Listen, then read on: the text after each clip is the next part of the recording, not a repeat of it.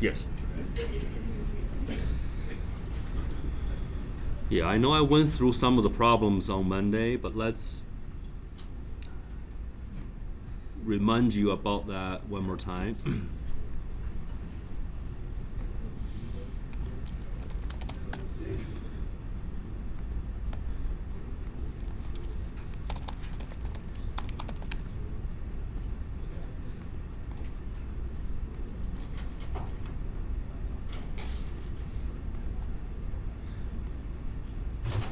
So today is to run more examples which are highly relevant to the final exam.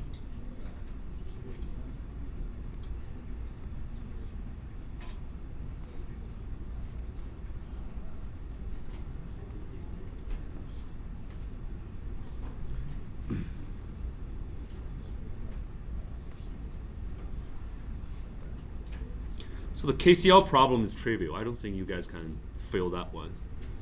For you guys are attending classes all the time, I think you guys can do that easily.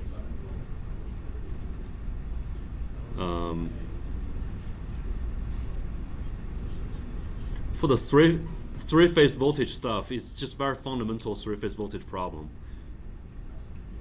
Just need to know whatever I cover in the class and pick up several problems from the homework assignment. Try to practice on that. Should be adequate. Okay. And the transformer problem, keep in mind the voltage ratio, so that's the number of turns of the winding. You need to know the conclusion, how to reach this conclusion. Super important. We know the voltage, right? V1 over V2 is going to be N1 over N2. What about equivalent impedance? The equivalent impedance looking into the primary winding here, that's required. Okay, just have to know how to do it. I already showed you how to do it. Watch the video, try to find out how you derive from here to here, and how to reach the maximum power delivery to the load. Okay,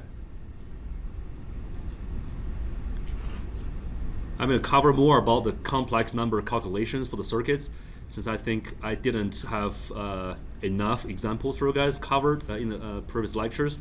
So I'm going to do more today. And you should know that a capacitive circuit is leading, right? A capacitive circuit has a leading current, which gives you a leading power factor. It's just a conclusion, okay? Leading current will give you a leading power factor. Lagging current will give you a lagging power factor. So that's in terms of leading or lagging of current compared to voltage, right? So current leading means current is leading voltage. Current is lagging means current is lagging voltage. Does that make sense? Okay? I'm not wasting any single second over here. Just keep in mind. Every single one I'm talking about today and on Monday will be on the final, okay? You just have to understand every single one I'm talking about.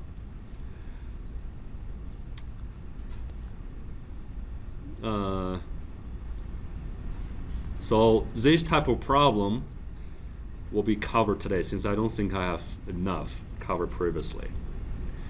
Okay? Is that clear? So I'm going to ask you some fundamental questions first before we dive into the examples.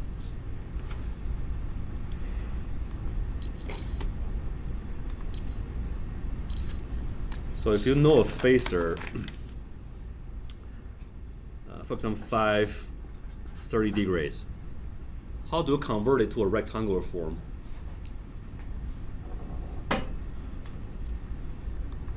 You can always convert things back and forth. Keep that in mind. It's a phasor form.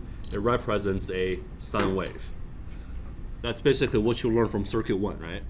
If I draw a constant number with the angle, and you know it's a sine wave. For people who didn't take circuit 1, it's blowing their mind. Really, this is a sine wave. It is a sine wave, right? You guys know that? Okay? We don't have the frequency, but it carries the information about the amplitude and phase. How to convert it to its rectangular form? Because this one is the same as 5 E, J, 30 degrees, right? And according to what? Euler's equation. This is also 5 cosine 30 degrees plus J sine 30 degrees. That's how you convert a phasor form into a rectangular form like this. So you can use a calculator to calculate these values. So eventually you are getting something like A plus JB, right? Okay? So if I ask you, what is the cosine? What's cosine theta? If theta is 30 degrees. What is cosine theta over here? What is tangent theta? Just some fundamentals. So tangent theta is B over A, right? Oh, sorry, B over A.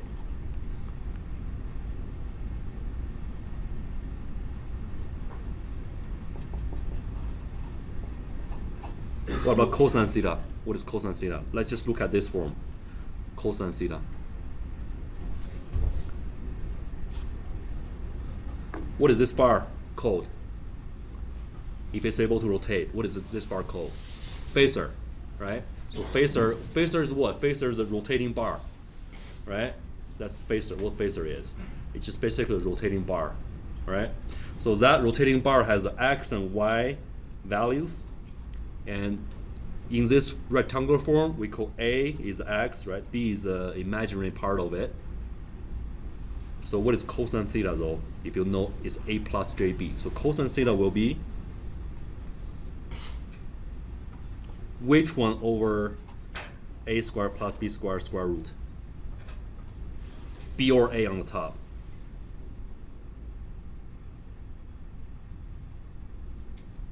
Where is theta? Here or here? Here, right? So what's cosine? Yeah, A. So if you know this, you have all the freedom, convert things back and forth from wherever you are. Okay, all the problem can be solved. What's complex power?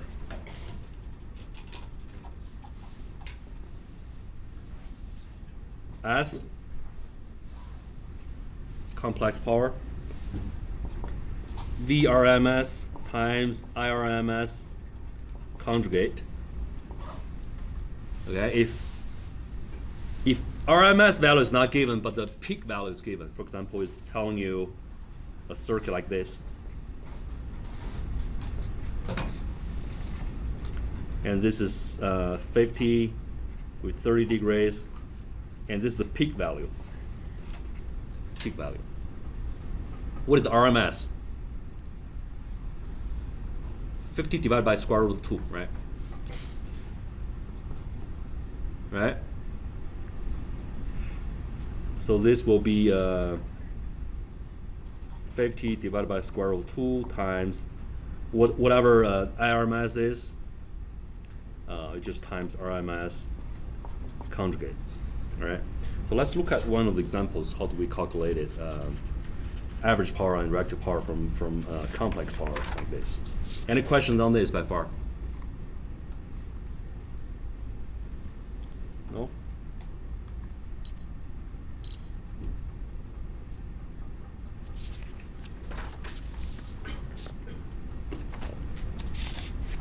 We have converted DC circuits from its normal form to its Thevenin's equivalent circuits, right?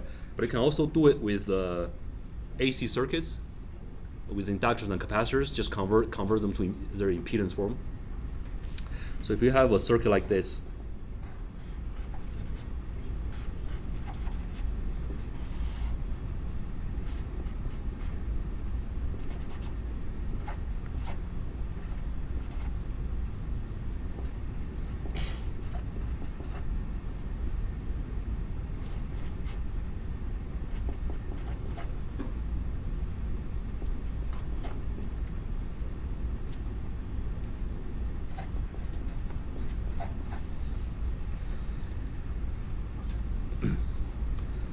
so for VTH, if I'm asking you to find out the Thevenin's equivalent circuit, you definitely need a VTH and ZTH. But for VTH, is VTH the voltage at this node compared to ground, or the voltage across these two terminals? across the terminals. Keep that in mind. So it's not a voltage at this node, because if you are pointing to this node, you're probably comparing to ground, which is over here. Usually we assume the ground to be here, right? But that will be different. Thevenin's equivalent circuits, the VTH will be the voltage across the terminals, not the voltage at this node, because this is probably not the ground, right? So if you compare here to here, if this is ground, it's fine. If this is ground, you are getting a different value. Okay? So in that case, I mean, this problem is easier. Doesn't have that kind of thing involved. But how do we calculate ZTH? It's going to be an impedance looking into these two nodes, right? Current source will be disconnected, and these are in parallel. So that will be, let's just label that ZAB, which is ZTH. It becomes minus J640 plus 320 in parallel with J160 plus 64. Let me know if this makes sense. ZTH looking into the terminal, assuming there's a little current stream coming in and split two branches, those are in parallel, current source disconnected, okay, and then merge and come back. So it's going to be this added the parallel impedance over here and add this one in parallel and add to this one. So eventually this becomes, I already calculated so we can save time, okay, so this is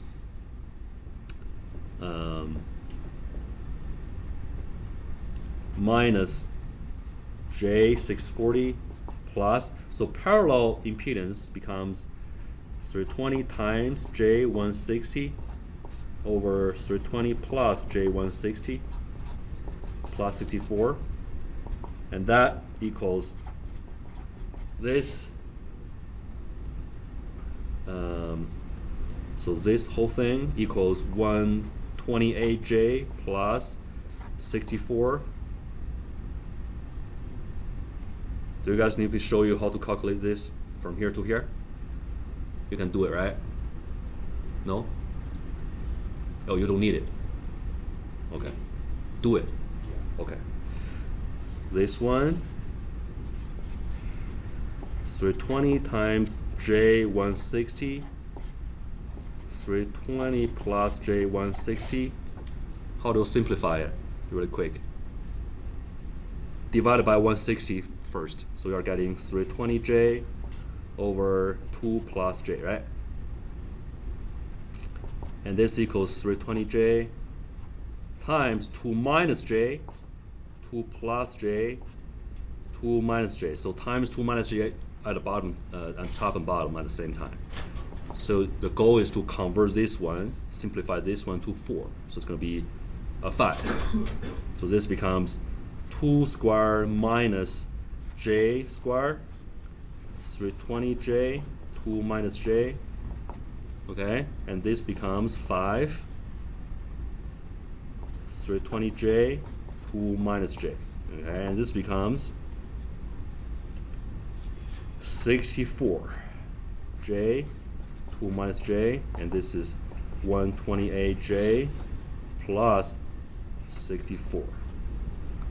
Okay, follow this method for all the calculations to convert a fractional complex number into a rectangular form with a complex number. Okay, so that's why this is here, it's here, and plus 64, and this becomes 128 minus 512J. That's ZTH. That's ZTH. What is VTH? Take a quick look at it. You guys are senior circuit designers after the semester. Very quickly, tell me how to calculate VTH.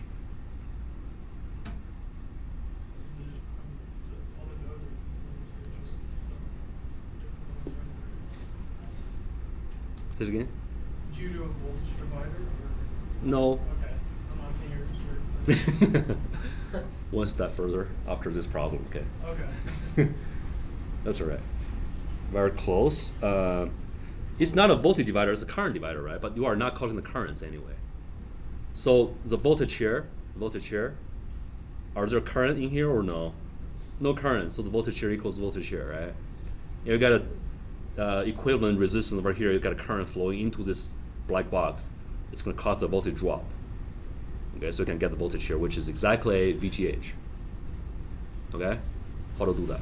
Would you do a current divider here, or can't we, if we have a resistor in parallel with a current source, can we convert it to a voltage source? Like this? Yeah, like this one, right? Yeah, you can do that. It's a source transformation, right? Yeah, that works too. But as a senior circuit designer, would you do a current divider or Yeah, convert it first? I think you can transform it and then do a voltage divider. Yeah, that's right. That's why you talk about voltage dividers, right? You are a senior designer actually because you saw that. I even didn't saw that. I mean, it's good. So you can convert this one to a voltage source in series with a resistor and then do a voltage divider, which is going to be the voltage here, right? Or you don't want to add one more step over there, just directly calculate impedance and then the current, overall current dumping into this black box, so got a voltage drop, so which is also be a VTH, okay? It's going to be the same result. So let's calculate it. So what is VTH here? So it'd be 0.25 times the two parallel. That's why I want to calculate it here for you because we have to reuse this parallel resistance impedance one more time. So 320 in parallel with J160, and this becomes times this guy, right? 128J plus 64. Okay? And that equals, I'll directly show you the results. So the calculation here is straightforward, right? Because 0 degrees is nothing, can ignore it. It's not adding anything to the phase. So directly expand it. So you are getting 32J plus 16. That's VTH. Okay, this is, then we can move to the next step. You know VTH, you know ZTH. You can actually draw the equivalent circuit. We haven't done that with AC circuits yet, I think. So it's a voltage source with a ZTH and with a terminal, A and B. So VTH is 32J plus 16. A lot of times people will ask you to convert it to its phasor form. Again, convert it to the phasor form. How do you want to do it? If you have a calculator, can do it automatically, which is great. Otherwise, you want to have a amplitude calculated first, and times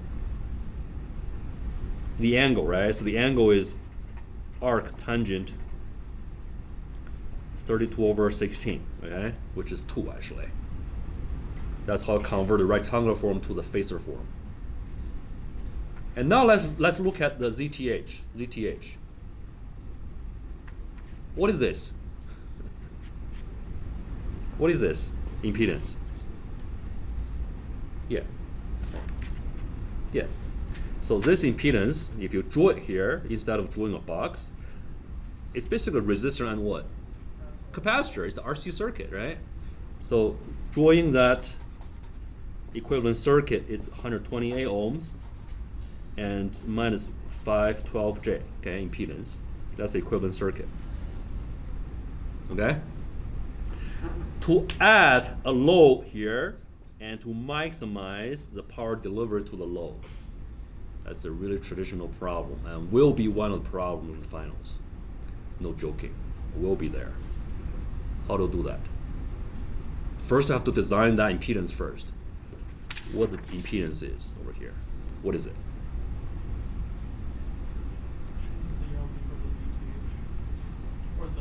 Conjugate. Yeah.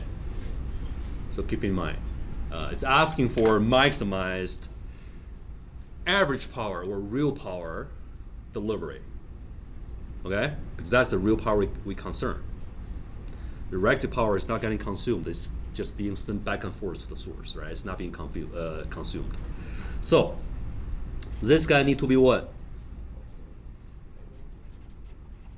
Right?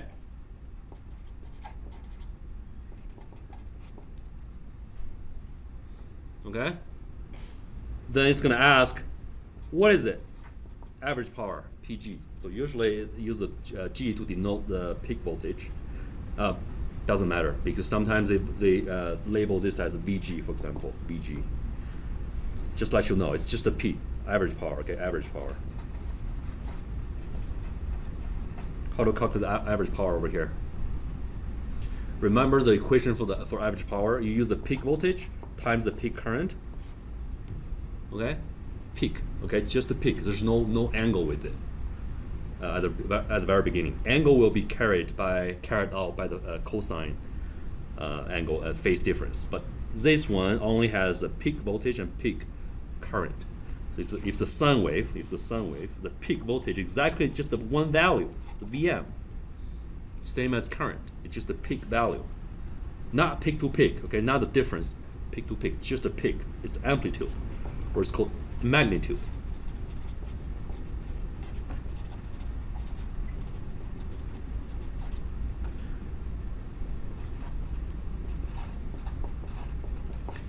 And we have talked about this for a long time. And this one is what?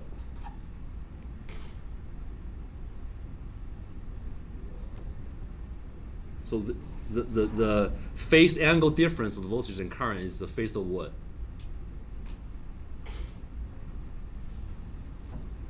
It's the phase of the impedance. Remember? V.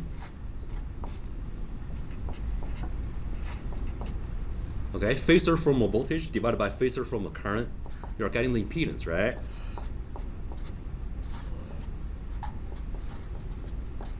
Does that make sense? You just have to know this. Okay, it's the conclusion we drew a long time ago. When you are calculating average power, you list the equation. Vm Im is easy to find because we already calculated the VTH, which is over here. This is Vm. This is basically Vm. How to find out Im? Just use the Vm divided by the impedance, right? So what's the impedance over here? Since it's a conjugate, so this is cancelled.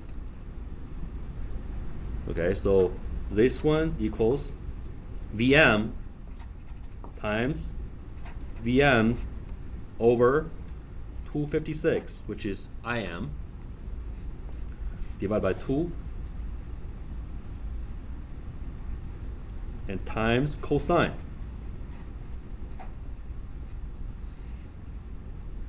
Okay, times cosine.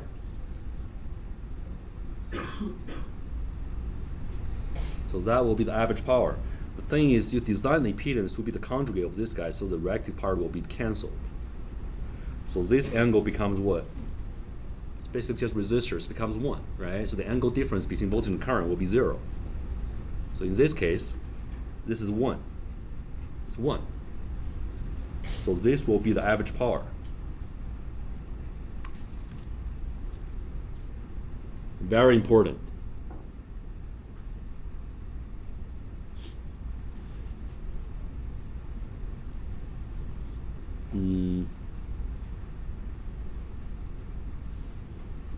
So what's P max delivered to the load?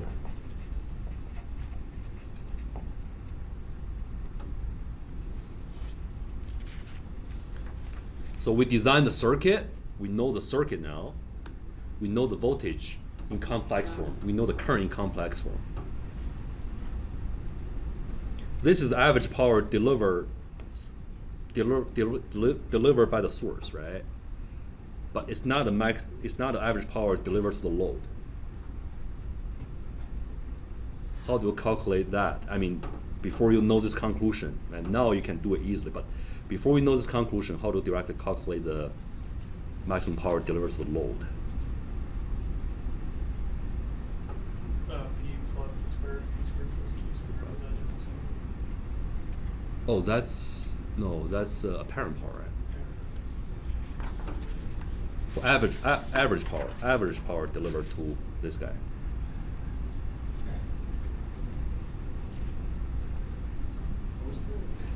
Was the 256 for the IM? Was that just because you multiplied there's two of the same? Yeah, it's just impedance. Impedance of the whole thing. Yeah. Because we are calculating the average power delivered by the source, right? So we need to know the source VM, the source IM, and the VM and IM's phase difference. That's all the things we need to know.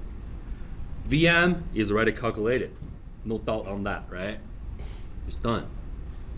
IM will be VM divided by the impedance amplitude, which is here. Because this one added to this one, this is canceled. So only have 128 plus 128. So that's the total resistance or total impedance amplitude because the angle is 0, right? There's no angle. So VM divided by 256 will be the current, IM, okay? And divided by 2, you are getting the RMS for both. And times the cosine theta V minus theta I. And because we know that the total impedance only has a resistive load, but not this is canceled. The inductive load is getting canceled. So that's why we know the angle difference between voltage and current will be 0. So cosine 0 will be 1. That's why this part will be the total power or total average power delivered by the source. Does that make sense? Any other questions by far? Super important, okay? Super important. So now the question is, how do we calculate the total average power flows through this guy, the load?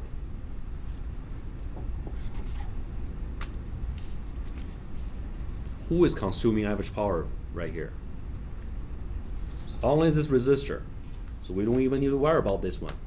Either way, you can calculate it using the total impedance, like this method 2, right? But for this case, we just need to care about the resistor itself. I know this could be confusing, but eventually you are getting the same results. We can do both today. I think that helps. So let's just focus on the resistor, okay? I think I have IM calculated. Let me see what IM is.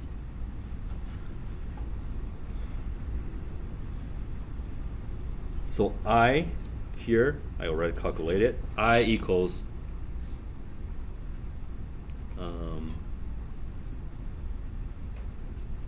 0.14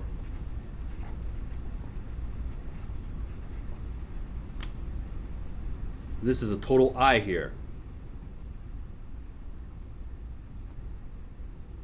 You are wondering, hey, why your I has the angle? You said the inductive load is getting canceled. It only has a resistive load. Why your current has the angle here?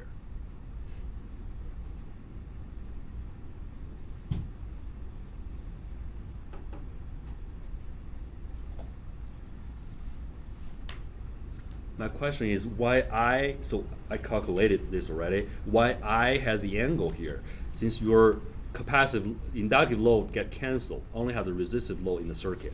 Why your I has the angle? It's a very simple question.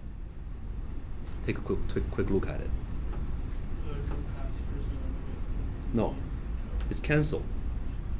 The total impedance is getting canceled. You only have a resistive load in the circuit. Why your current get an angle here? Because the voltage has the angle. So let me ask you another question. I have a deep concern right now for the finals for the guys. Is that clear? Okay. Let me ask you another question. Is this angle equals the angle's voltage or no? Yes or no? Yes, because it's only a resistive load. There's no phase change. V theta over R is what? Is V over R angle theta. What's the angle of I? theta. What's the angle of voltage? Theta. No difference. Resistor is not going to change the angle of the voltage.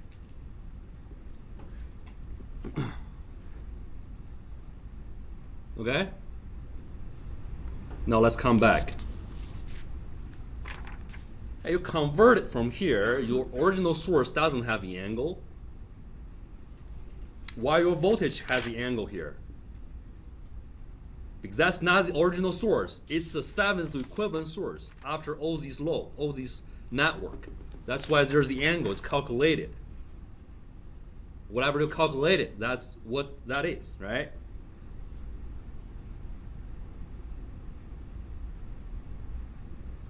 Okay, so this is a current. You already plug this into here, and you got a current which has the angle. The angle is the same angle as whatever VM is. It's basically this guy. Let me write it down. What is VM? Oh, VTH. VTH is 35.78. The angle is 63.43 degrees. Same angles, right? Okay. And you got a current flowing into the load like this. This is a current. And you know the current flowing in here. And you know the resistance. How to calculate the average power? Just the power formula, right? It's the power of it, yes, power of it. So there's the easiest way to do that if the current is given. For example, like this kind of circuit. It's going to be the same result, just let you guys know. 128 ohms, 512J. Okay, you got a current here which is 0.14, 63.43 degrees. Okay, let's just focus on this circuit. Super simple. Let's make sure everyone can get it. Okay, let me ask you one quick question. P.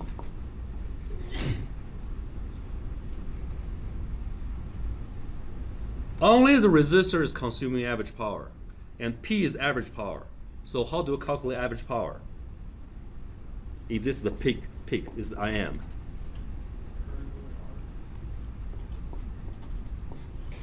Convert it to RMS first.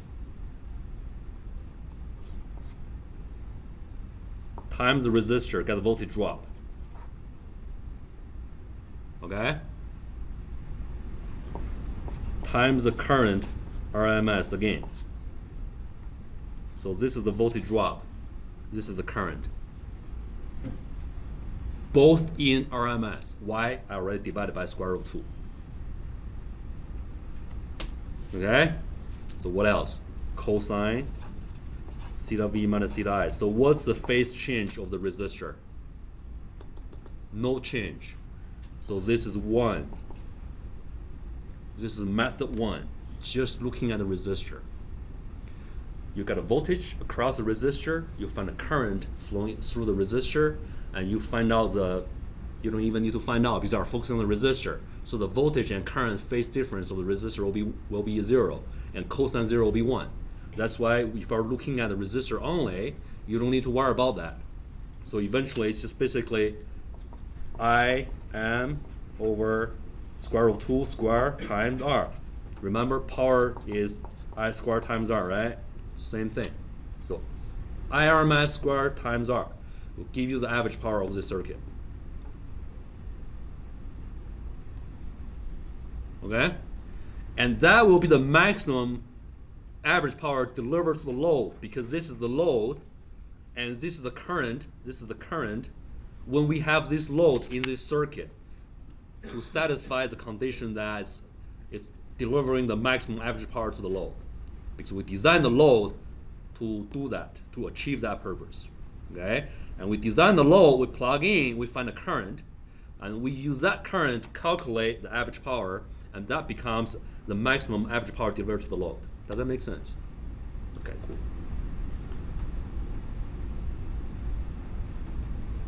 Can we use another different method to calculate it? Just make sure you can do it back and forth and you can master it.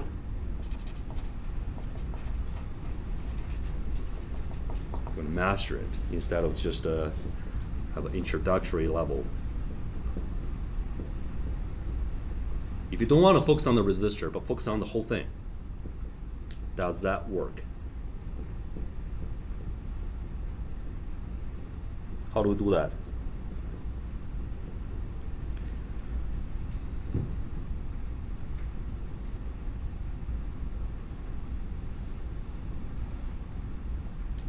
Focus on the whole thing. You are treating this whole thing as a black box.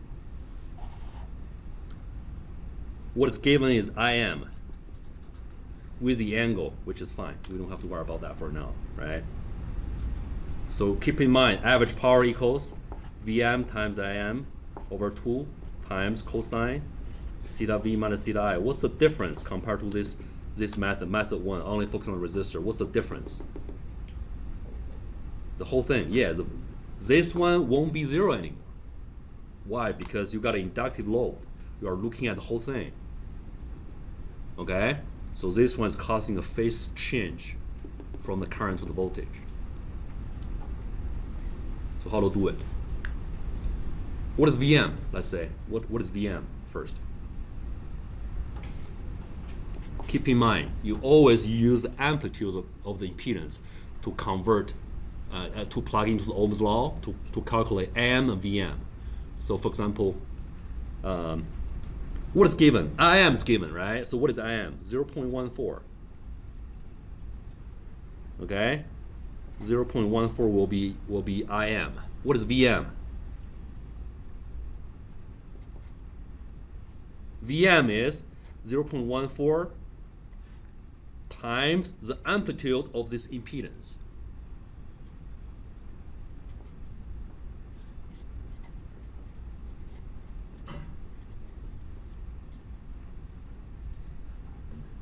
And divide by 2. So this is VM. This is IM. What is the cosine theta V minus theta I over here?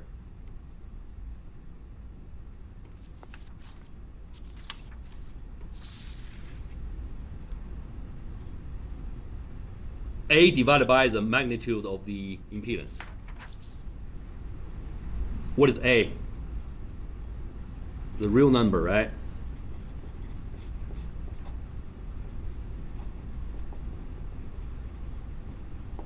Okay, plug in.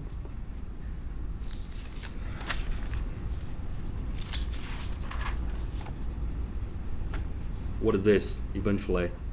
This is 0.14 times 0.14 divided by 2. This got canceled, right? So times 128. This is the same value here.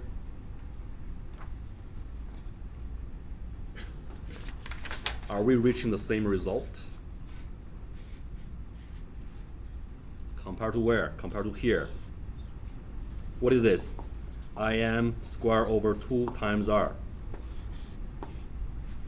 Same result.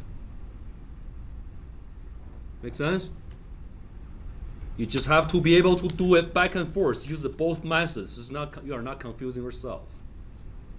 Once you can do this, just focus on this problem. Once you can do this, I think you can figure out all these complex number problems of the circuits in the final. There are probably like 50 to 60% of the problems having these kind of circuits and requiring to calculate all the average power and impedance, the complex form of the current and voltages.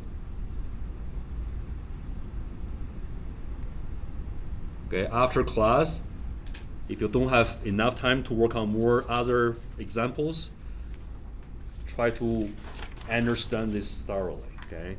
Do it for like just by yourself for a couple of times.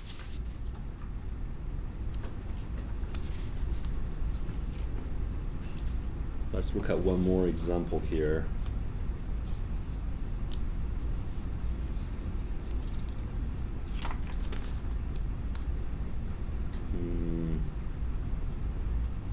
Okay, let's do this. No, let's do this.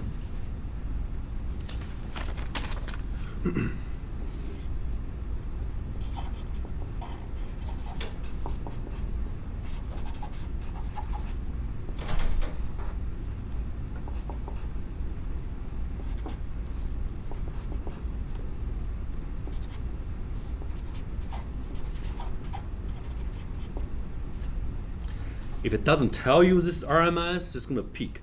Well, peak current. It's gonna be IM. If it tells you this is RMS, then it's just basically RMS. You don't have to convert it to RMS anymore. It's already RMS. So I ask you, VG, IG, Z1, the equivalent, how to do it. Z1 is usually this Z here. So Z1 apparently it's minus J in parallel with 5 plus J. Right, just calculate it. I'm gonna do this really quick. Minus J times 5 plus J over 5. Okay, so this becomes minus 5J plus 1 over 5, which is 0.2 plus minus J. Okay, that's Z1. What is the equivalent? It's really simple. It's 2 ohms plus Z1, which is 2.2 minus J. And the question by far. This is easy, right? Okay, for a problem like this, you probably don't want to focus on every single component. Sometimes there are more components. If you're calculating the average power, it's better probably just focus on the whole impedance. It's just one-stop calculation. Otherwise, you have to look at every single one's current and voltage and calculate the average power from there. So if you know the equivalent, what's the next step? What is the next step? Eventually, it's going to ask you to calculate the average power. Okay, you know the overall current. It's the RMS, which is really nice. So you will be able to know VRMS for sure. And what is it? It's IRMS times the equivalent, which is 30 with 0 degrees milliamps times this whole thing, which is 2.2 minus J. Okay, let me see what I got here. This is 66 minus 30J millivolts, and this is also phasor form. It's 72.5 with minus 24.44 millivolts. That's VRMS. Will it specify what form you want us to leave it in on the exam, like phasor form? Or Yeah, I think the exam probably will ask you to convert everything to the phasor form. Okay, make sure you do that. A lot of times, the problem will directly tell you if for example, if it has a different value here, it's gonna. Okay, let me ask you one more question. So, what's time domain format of this current source? Just let me know. Use omega for its frequency. See, we don't have frequency in the phasor form, so we use the omega for frequency. What is it? It's going to ask you to convert it back, but now I'm asking you to convert it to the time domain. What is it? just 30 milliamps would be 30 times cosine of 0. Time domain, there should be a t.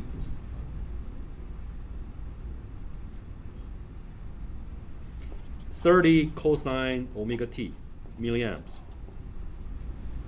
Standard form. Reference phase is a cosine signal. Okay? Keep in mind. All right, super important. And if it's 30 minus 10 degrees milliamps, convert it to time domain. What is it? 30 cosine of WT minus 10 degrees. Omega t. Omega t. 5 points, okay? Just have to know this. I'm glad I found out this one. Something is you probably didn't know. Make sure you can do this, right? Time domain to phasor to time domain, back and forth. Okay. All right. We know VRMS, we know RMS. What's next? Average power. What is it? We know the overall I here already. Okay, I'm assuming this is the RMS. This overall I here is already given. and we just calculated VRMS. So average power is VRMS times IRMS divided by 2.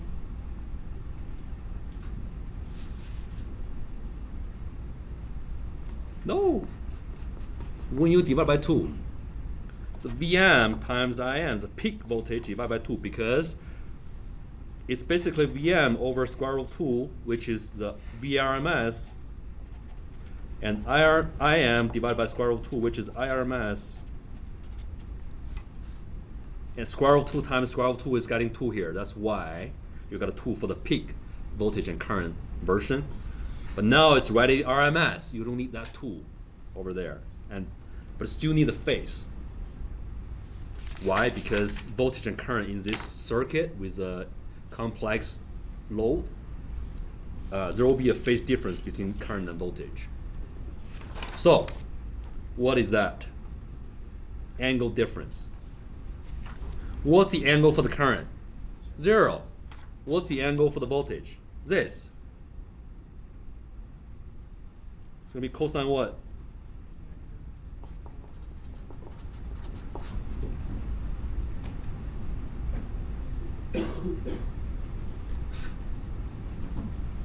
Let me ask you a really simple question. Why is there no omega t over here? You just tell me you convert it to cosine, you need to add omega t for the time domain. Why is there no omega t? It's a phasor, right? It's a phasor. It's not time domain, it's a frequency domain. That's the average power. Average power. This can be calculated from the calculator. And this is already given. VRMS, RMS. Yeah, sometimes it's confusing, right? So it seems like VRMS has the angle, but the thing is, when we write it down into the power version, it's ignoring that phase. It's just using the amplitude. So let's do this. This makes more sense. Okay, it's the amplitude of the VRMS and RMS, and times the angle difference between these two phasors.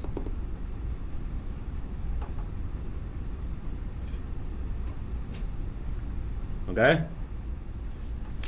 Let me see if there's anything else I didn't cover.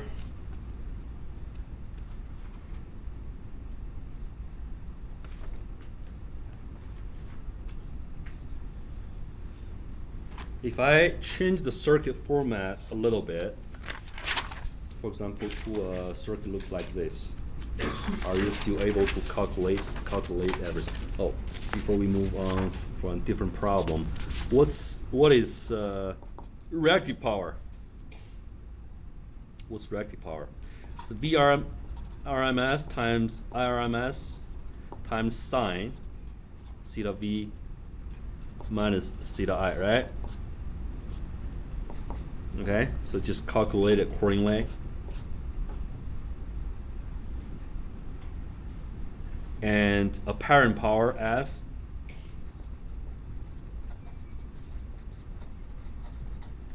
equals P squared plus Q squared square root, and power factor equals P over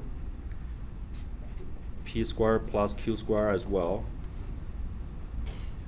Square root of P squared plus Q squared. So that's power factor. Also, power factor equals what?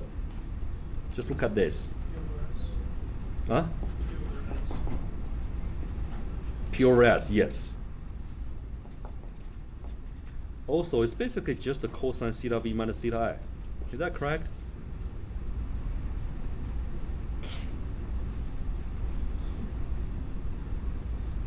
Think about it.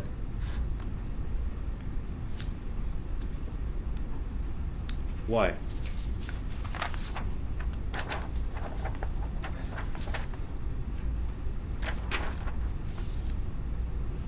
You just plug in the P and Qs. Just plug in P and Qs, you can find out this conclusion. Okay, easy to calculate.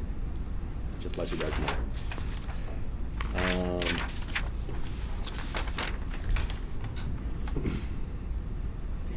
So what's the unit of reactive power? VAR, right? What's the unit for average power? Watts. What's the units for apparent power? VA.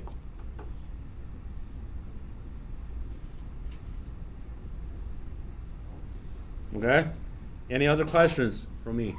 Feel free to email me if you have any, okay? But I think I have covered all the possible problems on the final. And hope you guys can do a good job on that. Thanks for the great semester. All right. See you on the final.